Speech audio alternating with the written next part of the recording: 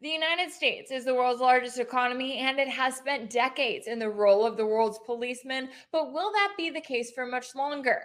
And is the tide turning as regions in Asia, Africa, and the Middle East voice their frustration with the alleged double standard they see in the West?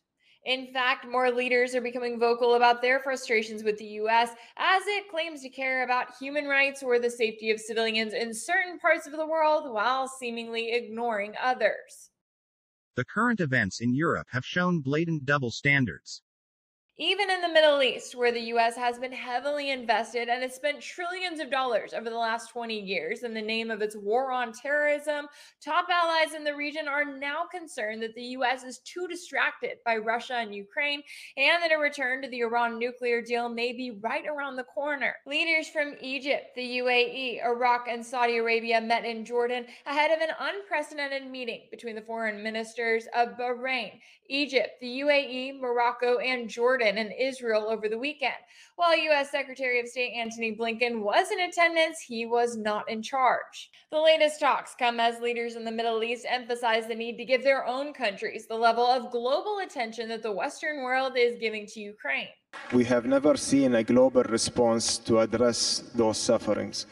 And we've been calling for this, that setting a precedent in the regions by witnessing the brutality against the Syrian people or against the Palestinians or against the Libyans or against the Iraqis or against the Afghans. Meanwhile, in Asia, the push by the US to isolate Russia from the rest of the world is instead serving to bring countries like China and Russia closer together, as they have both been the target of intense pressure from the US. China and India share common interests on many fronts. For instance, the West recently pointed the finger at India for reportedly considering buying Russian oil at a discounted price. But it is India's legitimate right to develop economic and trade relations with Russia based on its own national interests.